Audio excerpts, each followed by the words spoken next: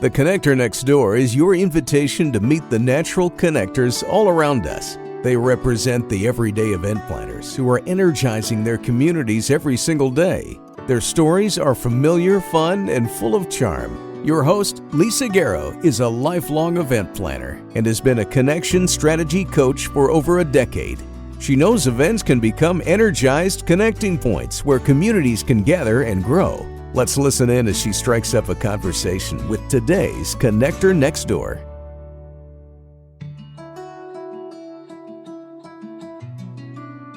Carolina Panoff is a life coach specializing in authenticity and the visionary founder of BU Disco, a groundbreaking team-building company that brings wellness and authenticity to the forefront through music, movement, and mindfulness. Passionate about breaking down barriers, Carolina helps transform company cultures to thrive relationally by boosting well-being and improving the bottom line. She focuses on fostering belonging, connection, and empathy within teams. At BU Disco, Carolina and her team curate bespoke experiences that build meaningful bonds among participants, inspiring collaboration and personal growth. Their innovative approach has earned recognition from Meetings Today as one of the top new team-building activities, significantly enhancing attendee engagement at conferences. Carolina's mission is to create spaces where individuals thrive both personally and professionally, cultivating environments filled with positivity, creativity, and genuine connection. In our conversation today, we talked about the importance of personal authenticity, awakening to cues about what we need in any given moment, and how we can better connect with ourselves and others by unearthing our common humanity. Welcome back to the Connector Next Door and to another special conversation, this time with a new friend from Florida that has said yes, put her hand up and said yes. She has some comments and some ideas around what connection means in our world and in our work. And what a joy to have you here, Carolina. I am so excited to have this conversation because there's so many things I think that when we talked the last time, it felt like we were living in parallel worlds in some ways. So I'm excited to have this conversation. Thanks for joining me. Me too. Thanks for having me, Lisa. Such a pleasure. It's one of the simplest questions, maybe, but one of the most inspiring things for me to hear what connection means to those that come and have this conversation. What does connection mean to you in your world? I love that question so much.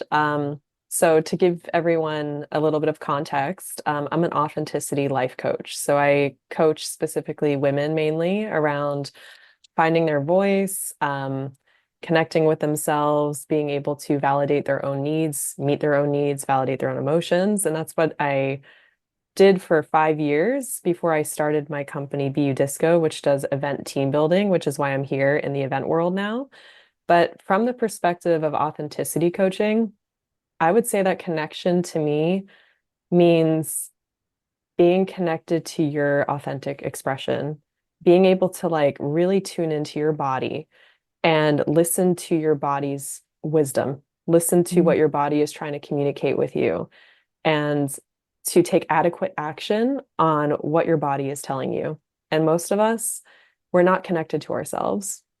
And we're going around life just like a chicken with our heads cut off, just going from task to task to task, especially as we are, as event professionals, especially just like the multitaskers of the universe. And sometimes we're not even connected to such a simple impulse, like the impulse to want to drink water, and we'll go the entire day without hydrating. So I would say connection is first and foremost, connecting to yourself, connecting to your body. And from that place of self-connection, we can really connect to others.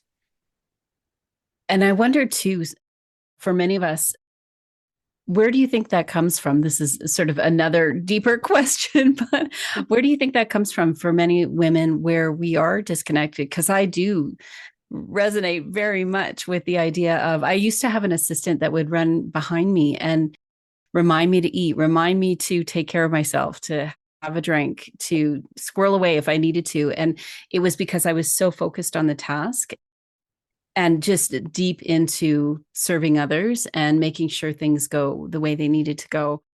There are men too out there that probably get in that same zone, but in your work, like, Definitely. where do you think that comes from? How do we get to that place where we've kind of forgotten that connection to ourselves? Mm. I would say it's because we live in a culture that really values performance. And Mm, even in the event world, I mean, it's like we got to hold it together and we have to perform and we have to achieve. And when we're living in like a culture like this, that performance and achievement are the highest values. And in a way, it's somehow how we even are basing our self-worth as humans mm. on is like, how much can I perform in a day? How many tasks can I get done? Like, how many of us have experienced that day where you just like kind of feel, I don't know, like not yourself, like a little bit like off because you didn't get through your task list. You didn't get through your to-do list. And then the second you go do a task, you're like, oh my God, I feel good again. Um, I think that it comes from valuing performance over everything else and not really having balance. And also when we are in that performance mindset and we're like doing, emails or just like we're up in our heads, like we have to be in our masculine energy for lack of a better term, our doing energy instead of our being energy. So one of the things that I actually try to do for myself in order to create that connection with my body so that I'm not only up in my mind all day long getting tasks done. And, our mind is a beautiful place. It's like we're able to get so much stuff done from that space, but is to actually set a timer on my phone for 5 minutes and I'll like every 2 hours. I will hear this timer go off, and that's a message to myself to reconnect to my body. What do I need? To really see, like, are there any needs that are not being met? Am I hungry? Am I thirsty? Personally, this is kind of embarrassing to say, but I was like in a state of you could say like chronic dehydration for like 3 years. I was so disconnected from my own body, so engulfed in the doing, the performance.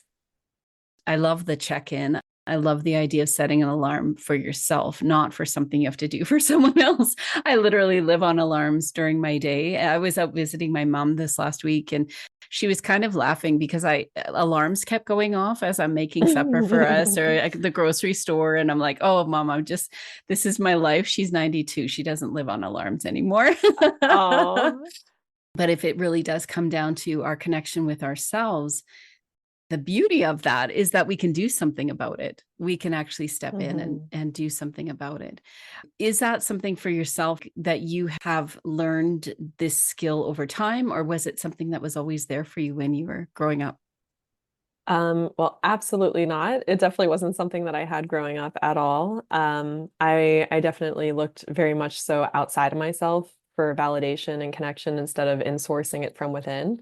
Hmm. Um, and yeah, I think that connection piece, the examples that I gave, and I just want to elaborate on it because I want to tie it back to like the event world a little bit, but the examples I gave are like, very simple. These are like physical needs like hydration or food or even needing to go to the bathroom. It's like we can like work through these things because we're so up in our heads.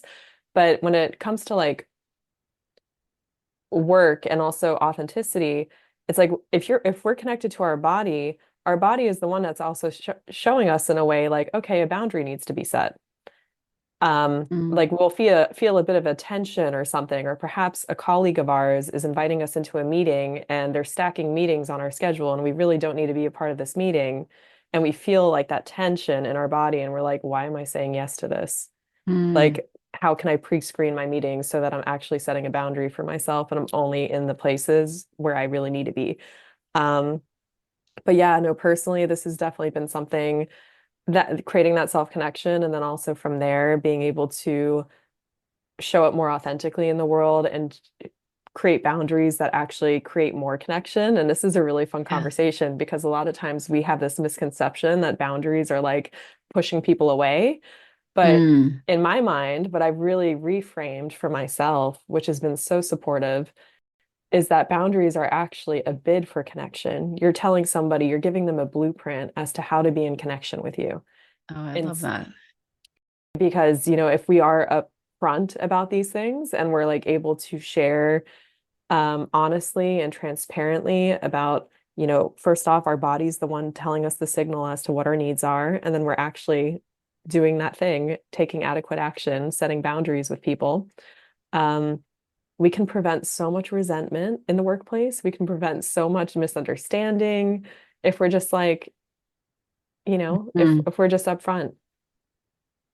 I think that transparency is so important with the people that we're working with. We talk a lot about psychological safety and Mm, inclusion and giving space for people to say what they need to say in a way where they won't be penalized for it.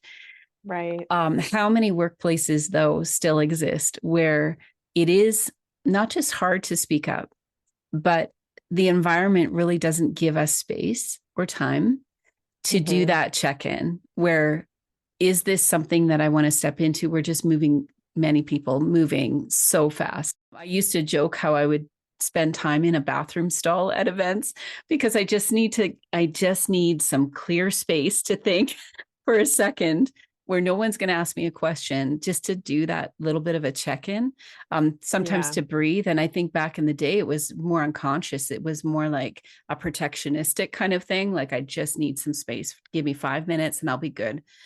But it was so I could continue to perform.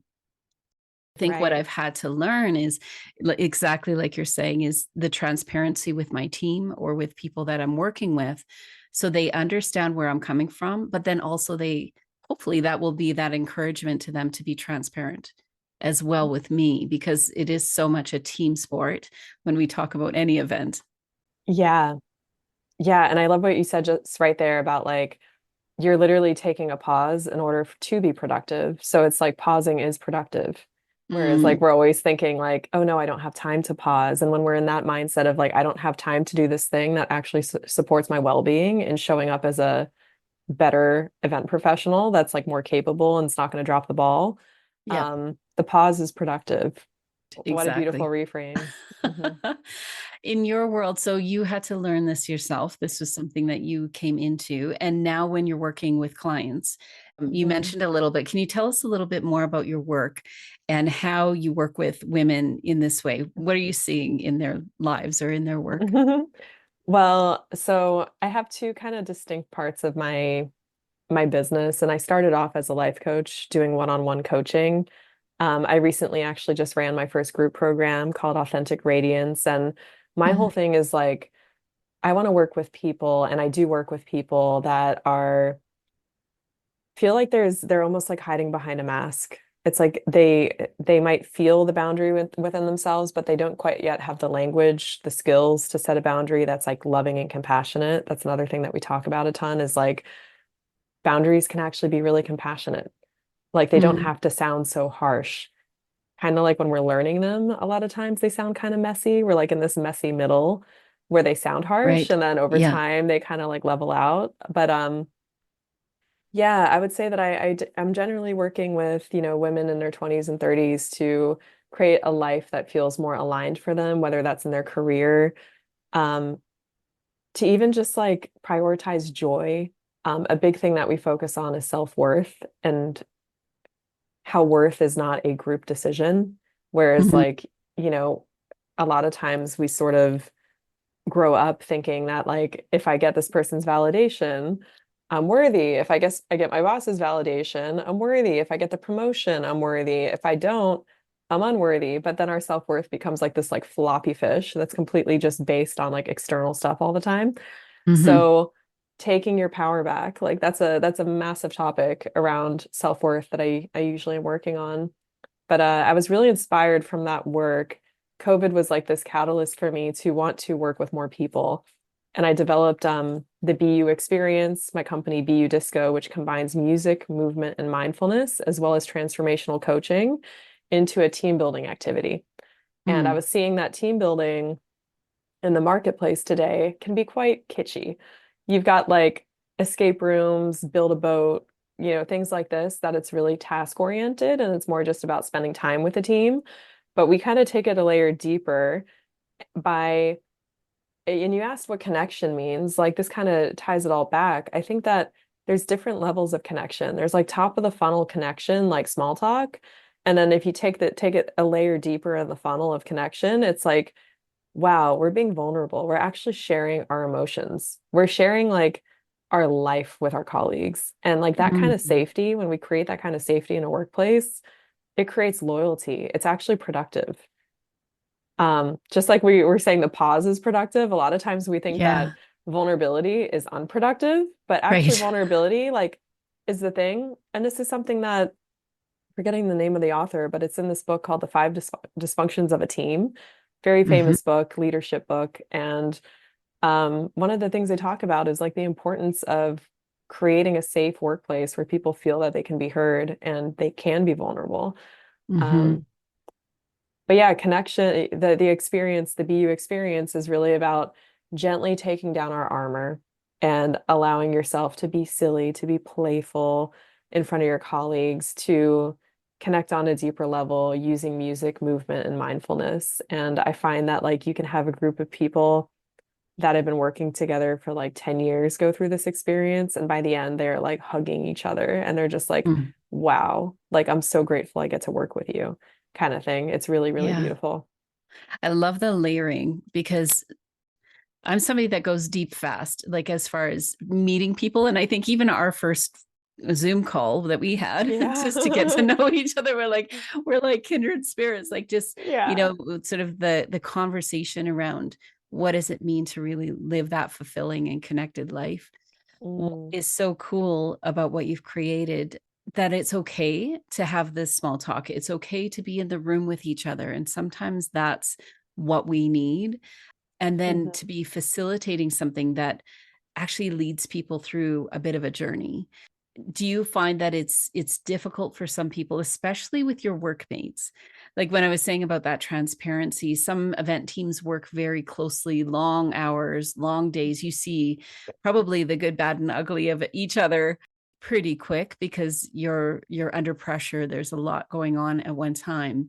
A lot of Yeah. workplaces aren't quite that, they're not really on that level where they're seeing each other sort of day in and day out, morning and night, in the middle of crisis almost a lot of the time. Yeah.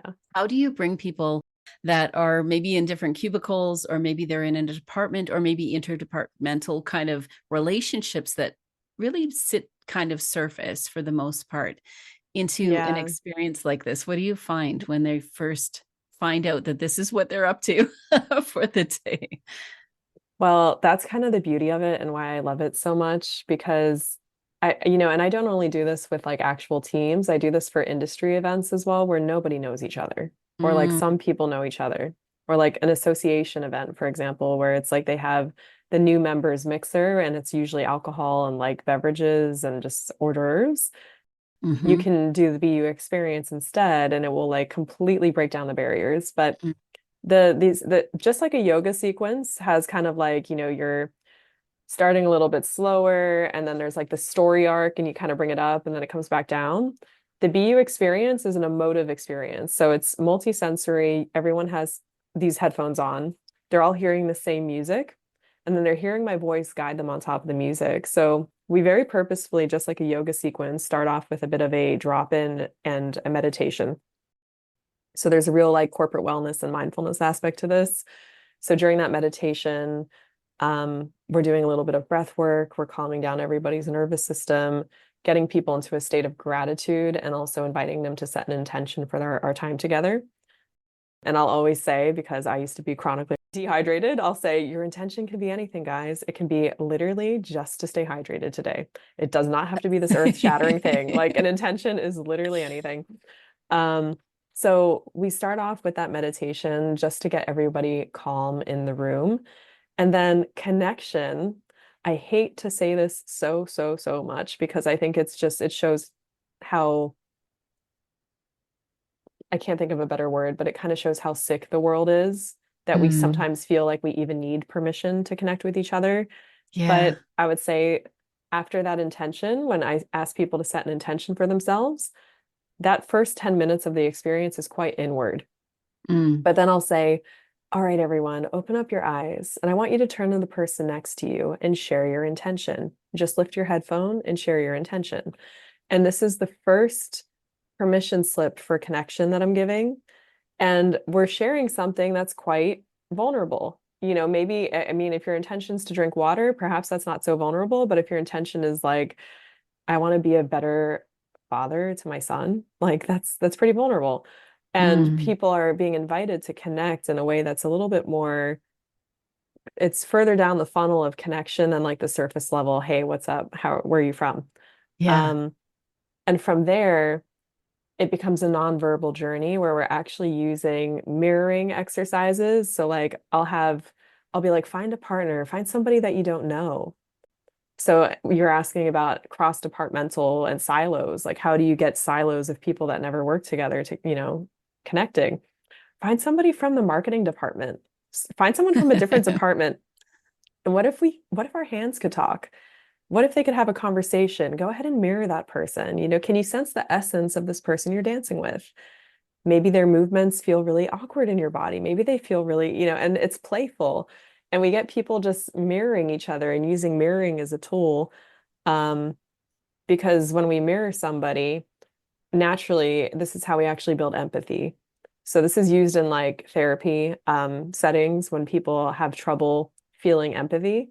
The therapist will literally mirror what and maybe they're not going like this, so they're not dancing, but the body posture, the body awareness of the client, they'll start mirroring them because um, it fires off mirror neurons in our brain, which cause us to feel empathy for other people, like walking in another person's shoes in a way.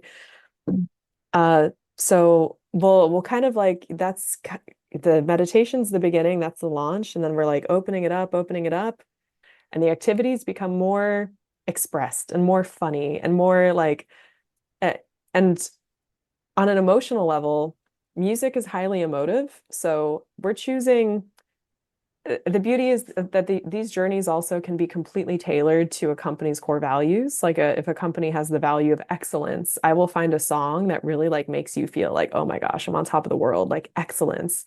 And I will Hmm. coach on top of that song, telling people, I want you to go to a moment in your life where you felt like you just were, like you were on top of the world. You were like completely embodying excellence. Go to that moment. How did it feel? What is your posture like? Like, I want you to walk around this room like you are the most confident version of yourself. And how do you make eye contact with the people around you? It's like we're playing with like kind of different emotional Mm. states, whether or not they are um what the company's core values are, or if it's just something that I'm choosing, like joy, gratitude, connection. Um, And depending on the team, depending on how real they want to get with each other, because authenticity is not just one side of the spectrum of emotions, it's also our sadness, our shame, our fear, our anger. Um, Depending on how deep they want to go, this actually can become quite a healing experience, where we do have songs that are like maybe a sad song, and I might guide in that moment, go to just take a moment for yourself, bring your awareness inside and just have a dance for you where you're just expressing anything that's heavy on your heart right now, anything that feels heavy. Mm. Just be with yourself. A bit of an emotional Wow. journey.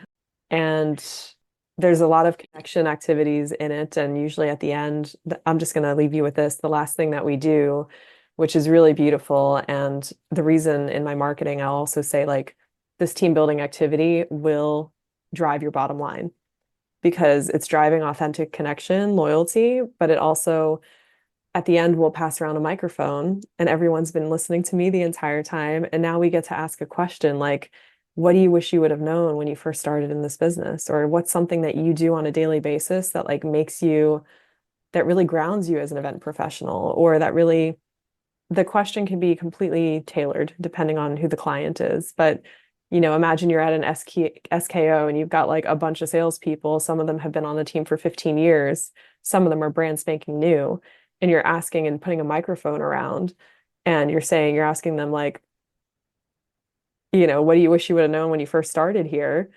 The knowledge sharing, the peer-to-peer wisdom that comes out in that experience is just unreal. And usually Mm. salespeople are quite, like they don't want to share their secrets, right? So put them in an Yeah. experience like this where you're getting them open, you're getting them vulnerable. even the first time we talked, and when you said it was facilitated, all of a sudden that kind of made sense. What you're describing feels very safe. It feels like you've got them through each stage of this. And in a fun way. Like it isn't meant to be sort of now we're going into a zone and we all have to be serious. And like a lot of the photos that I've been seeing on social, people laughing and giggling. And then at the end, like big smiles at the end. And I can imagine in the middle of all of that, that you're watching it happen and you're facilitating, but in many ways they're creating that experience for themselves. Yeah. Yeah. That's, I mean, not to get too deep here, but like I oh man, it's just I feel like every single person on this freaking earth, on this planet, we all desire connection on such a deep level, but we're also so afraid of it. It's like Mm. it's the reason why like when we're at the checkout line in Publix or like, Publix is our grocery store here in Florida, Whole Foods, whatever, that we're like immediately going into our phones, but like it would be so wonderful if we could just open up our posture and allow spontaneous connection. And I think we all Mm. desire that, but this is a coping mechanism. This is like Mm. I don't feel comfortable with myself right now. And there have been times when I'm not on my phone, it's dead or whatever it is. But there also is that discomfort when I'm the only one looking up, like even in an elevator, I'm the only one not looking at my phone. And Yeah. then you feel like, oh, well, am I intruding in their lives by actually looking up and not Yes. Am looking I at taking my, up too much space? yeah, yeah, exactly. Exactly. Yeah. I was just gonna say I find this pattern happens in the event world all the time. Like another I think something that doesn't get spoken about enough is energy management and like managing the energy of the space. Because if you've been in like education sessions since 9 a.m. in the morning and we all then you have lunch and then afterwards there's more education sessions and you have not moved your body and you have not connected with yourself again and you are just taking in this information. Yeah, I think that it's not just about like content, but it's about the quality of like engagement around the content and how can we Mhm. use movement and how can we use these tools of like reconnecting to ourselves. Maybe it's just like a 5 minute breath work session, or maybe it's like getting everyone up and shaking, or be someone on the stage literally breaking the norm. Like we need to break Mhm. the patterns of just like numbness, the patterns of Mhm. doing what we're all doing, the coping mechanism of being in our phone and disconnecting from the world.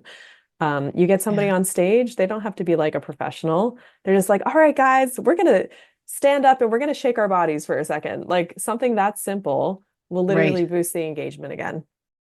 If you had any advice for the planners that are listening today, and they are listening to this, feeling probably inspired, feeling like that sounds pretty cool, what of the work that you do would you love to leave with those that are out there planning? The whole idea of this podcast and the Connection Architect program that I run, we're really talking about building events from a connection first foundation. So, in order to Mm. do that, I really would love to hear from you. What do you think it is for planners like us that we could start to connect better and include some of Mm. the things that you're doing right at the foundation of our planning before we actually have all those to dos and the spreadsheets moving? What do you think would be the best way for us to start? I would say there's a couple ways that planners are working with us currently. So one is like I talked about energy and like setting the tone, setting the energy, a tone of openness and vulnerability and connection. Um, we've worked with some planners where this is like the kickoff, where you're doing the BU experience to really set a tone of openness. And it's almost like an icebreaker.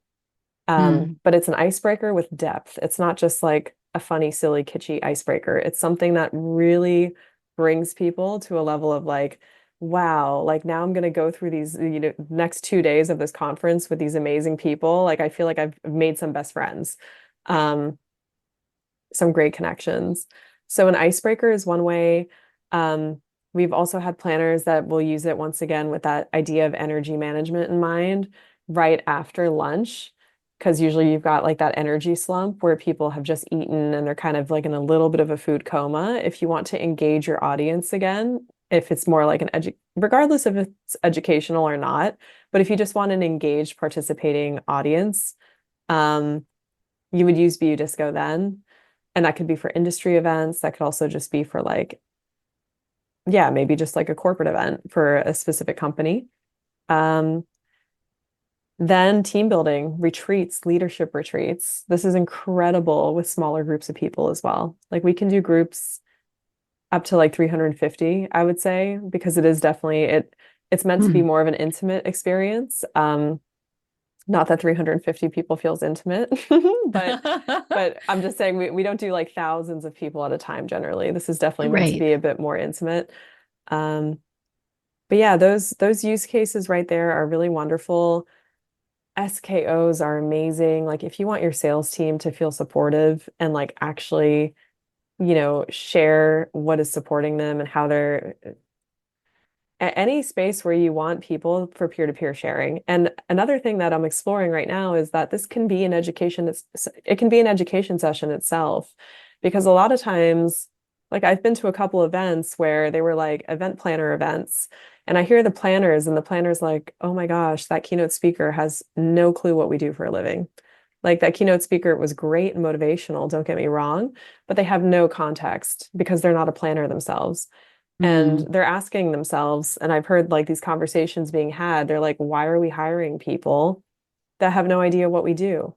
Hmm. Um, and that's kind of where I had this idea sparked that you can get people open, you can get them vulnerable, and then you can have pass that microphone around and really make that an education session where it's more about knowledge sharing and it's more about Mm. harnessing and farming the wisdom from the other planners in the room and maybe talking about the elephant in the room topics because we're now in a state of openness. Maybe it's not like the question that you would go up to your competitor and be like, "Hey, what do you do for this?" But like kind of like even survey ahead of time, what are the elephant in the room topics that nobody talks about?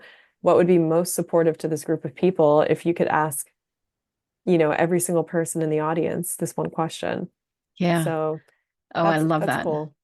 It is cool. And similar to when you were saying about sales teams, um, planners are also very isolated in certain ways. So we're working on separate projects. We've got separate areas that we're involved in. We're experts in certain things. But to find a way to actually bring everyone onto some kind of an even playing field, literally, where we're playing together, Mm, where there's a way where we can communicate with each other, even though we might be speaking sort of the tech language over here or the production language over here.